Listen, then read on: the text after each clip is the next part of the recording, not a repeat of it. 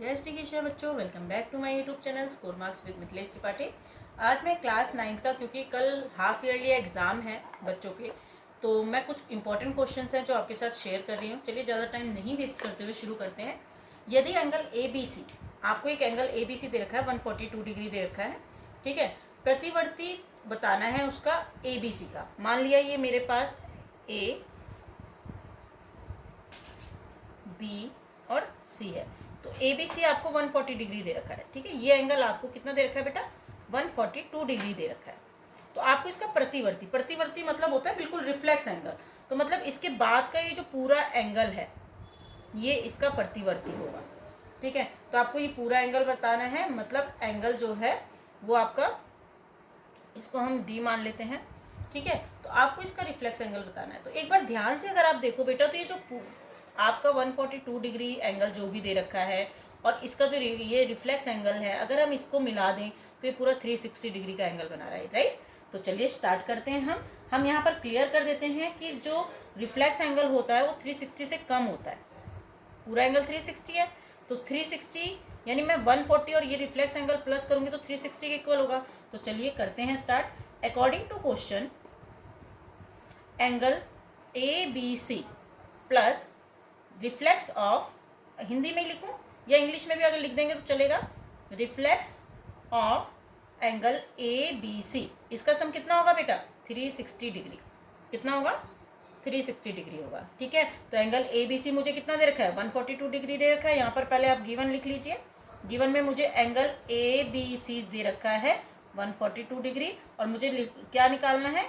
प्रतिवर्ती एंगल निकालना है, प्रतिवर्ती of angle A B C, ठीक है, ये निकालना है। तो मैंने इन दोनों को प्लस कर दिया, तो एन कितना इक्वल होगा? 360। तो ए बी सी की जगह मैं 142 डिग्री लिख देती हूँ, plus reflex of angle A B C equal to 360 degree. अब ध्यान से देखिए, 142 इधर प्लस हो रहा है, तो reflex of angle A B C equal to 360 degree minus 142। तो कितना आ जाएगा आपका आंसर? 360 में से 142 माइनस कर लीजिए, 10, यहाँ पे बचा 5, ठीक है। 10 में से 2 माइनस किया 8, 1, और यहाँ पर बचा 3 में से 1, तो 218 डिग्री जो है वो आपका reflex of angle A B C आ गया। तो ठीक है, रिफ्लेक्स और प्रतिवर्ती एक ही होता है, तो आपको इंग्लिश में की जगह हिंदी में भी पता होना चाहिए, ठीक है। हिंदी इंग्लिश दोनों आपको पता होना चाहिए, ठीक है। तो नेक्स्ट क्वेश्चन के साथ मिलते हैं। देखिए बेटा, नेक्स्ट क्वेश्चन हमारा है, यदि रैखिक युग्म में एक कोण न्यून कोण है तो दूसरा कोण किस प्रकार का होगा? आपको जैसा कि मैंने बताया है कि रैखिक युग्म क्या होता है? लीनियर पेयर, है ना। तो लीनियर पेयर का सम कितना होता है बेटा? लीनियर पेयर 180 डिग्री का होता है। मतलब अगर हम एक एंगल की बात करें, तो ये जो ये मेरा एंगल है, ये है ए ओ बी, ठीक है। अगर मैं इस एंगल की बात करूं तो ए ओ बी ये पूरा कितने डिग्री का है? 180 डिग्री का है। ये एक रैखिक युग्म है, ये क्योंकि एक लाइन है, और अगर एक ए बी एक लाइन है तो ए ओ बी जो है वो एक रैखिक युग्म बना रहा है। ये हमारी एक प्रॉपर्टी भी है, ठीक है। इसमें बोला है मुझे कि यदि रैखिक युग्म में एक कोण न्यून कोण है, न्यून कोण मतलब जो 90 से डिग्री से कम होता है। न्यून कोण क्या होता है? जो 90 डिग्री से कम होता है, वो आपका न्यून कोण हो गया। तो 90 डिग्री का आपका देखो, एक स्ट्रेट लाइन अगर मैं बना देती हूँ तो वो 90 डिग्री का एंगल बन रहा है। तो मैं 90 से अगर कम बना रही हूँ, मैंने मान लो एक ले लिया 85 डिग्री का एंगल, ठीक है। तो ये 90 से कम है, तो ये आपका क्या है? ये एक न्यून कोण है, ठीक है। तो ए ओ यहाँ पर अगर मैं बात करूँ तो बी ओ डी वो आपका एक न्यून कोण है। तो एंगल बी ओ डी जो है वो आपका एक न्यून कोण है। हमने माना एक न्यून कोण ले लिया 85 डिग्री का, ठीक है। माना न्यून कोण जो है वो बी ओ डी 85 न्यून कोण है। तो इन्होंने बोला जो दूसरा कोण होगा, ये वाला जो कोण होगा वो किस प्रकार का होगा? तो एक बात बताओ बेटा, क्योंकि ये 90 डिग्री है, 90 डिग्री ये चीज़ आपकी लाइन देखो 90 डिग्री आ रही है, ये पूरी लाइन, तो 90 डिग्री से ज़्यादा हो रहा है, तो मतलब ये कौन सा होगा? 90 डिग्री से ज़्यादा हो रहा है, तो ये समकोण तो होगा नहीं, क्योंकि समकोण 90 डिग्री का होता है। अगर मैं बात करूँ तो जो समकोण है वो आपका कौन सा होता है? 90 डिग्री का होता है। तो समकोण के बाद कौन सा कोण आता है? एक अधिक कोण आता है, ठीक है। अधिक कोण जो होता है वो 90 डिग्री से ज़्यादा होता है। तो अगर आपको ऐसे समझ में नहीं आएगा तो आप निकाल के देख लीजिए कि एंगल बी ओ डी, यहाँ पर स्पेस नहीं है हमारे पास क्योंकि आगे प्रॉपर्टी लिखी हुई है, तो angle B O D plus angle A O D, angle A O D दोनों का सम कितना होगा 180 होगा। ठीक है, बी ओ डी मैंने 85 ले रखा है, तो angle A O D equal to 180। तो एंगल ए ओ डी अगर मुझे निकालना होगा तो 180 माइनस 85। ठीक है, 180 में से अगर आप 85 माइनस करेंगे तो क्या आएगा, 10 में से 5 5 7 और यहाँ पर 17 बचा तो 9। देखिए 95 आ रहा है, तो 95 डिग्री मतलब एक अधिक कोण माना जाएगा। ये कौन सा कोण माना जाएगा, ये अधिक कोण। तो आपको ये मैंने करके भी बताया है, तो आप इसको बड़े आराम से बता सकते हैं कि अगर एक कोण न्यून कोण होगा तो दूसरा कोण जो है वो किस प्रकार का होगा, वो अधिक कोण होगा। ठीक है, आई होप आपको ये क्वेश्चन समझ में आया होगा। नेक्स्ट क्वेश्चन देखिए बेटा, नेक्स्ट क्वेश्चन है दिए गए चित्र में एक्स का मान ज्ञात कीजिए। अब आपको देखो ये बहुत सिंपल क्वेश्चन है जिसमें आपको सीधा सीधा नजर आ रहा है कि ये जो पूरा एंगल है ये वाला, ये आपका 180 डिग्री का है। तो अगर मैं इन तीनों को प्लस कर दूं तो 180 के इक्वल होगा। यस, तो स्टार्ट करते हैं। 40 plus 5x plus 2x equal to 180। Reason क्या दोगे यहाँ पर, लीनियर पेयर, यानी ये आपका एक रैखिक युग्म है। रैखिक युग्म है तो ये जो एंगल है पूरा कितना है 180 डिग्री के इक्वल होगा। ठीक है, तो अब आप 40 प्लस सिर्फ एक्स एक्स वालों को प्लस करना है। ये बच्चे बहुत गलतियां करते हैं, तीनों को ही प्लस कर देंगे। तीनों को प्लस हम नहीं कर सकते, एक्स एक्स वालों को प्लस करेंगे तो ये 7x हो जाएगा इक्वल टू 180। अब 40 को उधर ले जाएंगे क्योंकि यहाँ प्लस हो रहा है, 40 उधर जाके क्या हो जाएगा माइनस, तो 180 माइनस 40, तो 7x इक्वल टू क्या हो जाएगा 140, x इक्वल टू 140, 7 यहाँ मल्टीप्लाई हो रहा है उधर जाके डिवाइड हो जाएगा, 7 1 7 7 2 14 20। तो x की वैल्यू कितनी आ गई 20 आ गई। तो अब एक एंगल तो मेरा 40 है। ठीक है, दूसरा एंगल 5 इंटू एक्स यानी 5 इंटू 20 कितना हो गया 110 डिग्री। ठीक है, तो एंगल जो सेकंड है वो कितना हो गया 5 2 10 110 डिग्री का। ठीक है, मतलब ये आपका 40 है, ये आपका 110 डिग्री है, और जो तीसरा एंगल है वो है आपका कितना 2x, तो 2 मल्टीप्लाई बाई 20 मतलब 40 डिग्री का। तो ये जो ये एंगल है ये आपका 40 डिग्री का है। ठीक है, 40 110 40 चेक कर लो अपना आंसर, तीनों को प्लस करके कितना आएगा आपका आंसर 180 आना चाहिए। अरे ये तो 190 आ रहा है, तो एक बार चेक कर लेते हैं हम।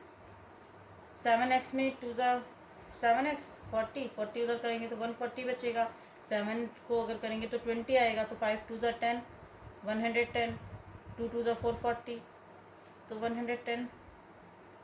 अच्छा 5 2 10 100 आएगा बेटा। ठीक है, देखो ऐसे मिस्टेक्स हम कर सकते हैं कहीं, तो बेटा ये याद रखिए टीचर गलती जो है वो टीचर से भी हो सकती है, आपसे भी हो सकती है, तो इसी चीज़ का आपको ध्यान रखना है। ठीक है, अच्छी बात है, ये गलती होती है क्योंकि हम गलतियों से ही सीखते हैं। ठीक है, तो 5 2 10 मैंने यहाँ पर 110 लिख दिया था, जबकि 5 2 कितना होता है 100 होता है। तो अब इसको प्लस करो तो देखो आपका कितना आंसर आ रहा है 180 आंसर आ रहा है। अच्छा हुआ ना हमने रीचेक कर लिया, अगर हम रीचेक नहीं करते तो हमें पता नहीं चलता कि हमारी मिस्टेक्स क्या है। ठीक है, चलिए नेक्स्ट क्वेश्चन के साथ मिलते हैं। नेक्स्ट क्वेश्चन है बेटा क्वेश्चन नंबर 4। यदि दो संपूरक कोणों के बीच का अंतर 40 डिग्री है तो आपको दोनों कोण बताने हैं। चलो हमारे पास अभी दोनों कोण में से कुछ भी नहीं दे रखा, तो हम दो कोण ले लेते हैं। माना एक कोण ए, ठीक है, और दूसरा कोण हम ले लेते हैं एंगल बी। ठीक है, तो अब हमारे अकॉर्डिंग क्योंकि ये संपूरक है, तो संपूरक कोण कैसे होते हैं बेटा, संपूरक कोण जिसको हम बोलते हैं सप्लीमेंट्री, क्या बोलते हैं सप्लीमेंट्री। ठीक है, संपूरक कोण वो होते हैं जिनका सम 180 होता है। तो अकॉर्डिंग टू क्वेश्चन हम मतलब हमें तो फिर यही है कि angle A plus angle B का जो सम होगा वो कितना होगा 180 डिग्री होगा, तो इसको हम इक्वेशन 1 मान लेते हैं। ठीक है, लेकिन हमें अकॉर्डिंग टू क्वेश्चन क्या बोला गया है कि दोनों का अंतर मतलब अगर मैं दोनों को माइनस कर रही हूँ तो मुझे 180 डिग्री मिल रहा है। ठीक है, इसको हम इक्वेशन 2 मान लेते हैं। ठीक है, अब हम दोनों इक्वेशन को ऐड कर देंगे। ठीक है, तो दोनों इक्वेशन को ऐड करने पर या जमा करने पर, हिंदी में लिख दो जमा करने पर क्या होगा, चलो जमा करके देख लेते हैं। a plus B equal to 180, ठीक है। अच्छा, हमें a माइनस बी का डिफरेंस बेटा 40 डिग्री दे रखा है। कितना दे रखा है? 40 डिग्री, है ना। यहाँ पर देखो दोनों का अंतर कितना दे रखा है? 40 डिग्री। तो हम दोनों का अंतर हमने 40 डिग्री कर दिया। अब दोनों इक्वेशन को हम जमा कर रहे हैं, तो angle a minus angle b equal to 40 degree.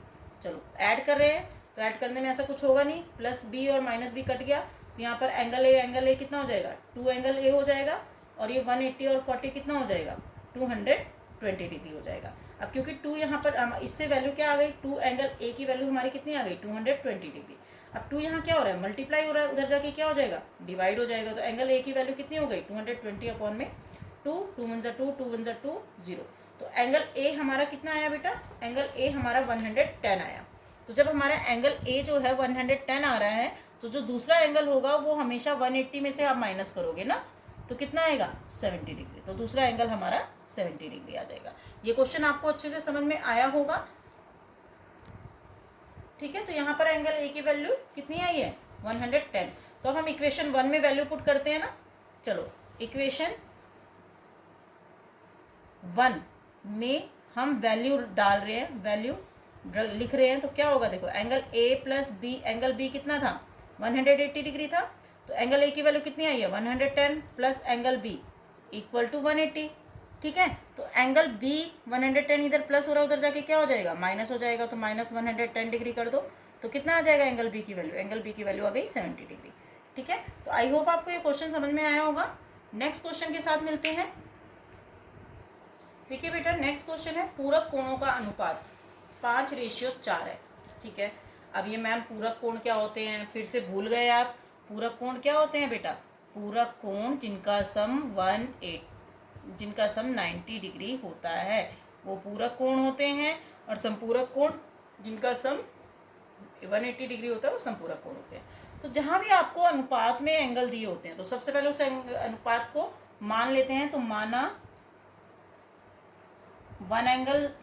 एक कोण कितना हो जाएगा? माना एक कोण जो होगा वो आपका होगा 5x, और जो दूसरा कोण होगा, ठीक है, वो आपका होगा 4x। पहला कोण 5x, दूसरा कोण 4x। तो हमें पता है, ठीक है, कि क्योंकि 5x plus 4x equal to 90 degree. अब 90 डिग्री क्यों मैम? क्योंकि पूरक कोण है, पूरक कोण का सम कितना होता है? 90 डिग्री होता है। तो 5 और 4 को जब आप प्लस करोगे तो कितना हो जाएगा? ये 9x हो जाएगा। 9x इक्वल टू 90 हो जाएगा। 9 देखो यहाँ पर मल्टीप्लाई हो रहा है, उधर जाके क्या हो जाएगा?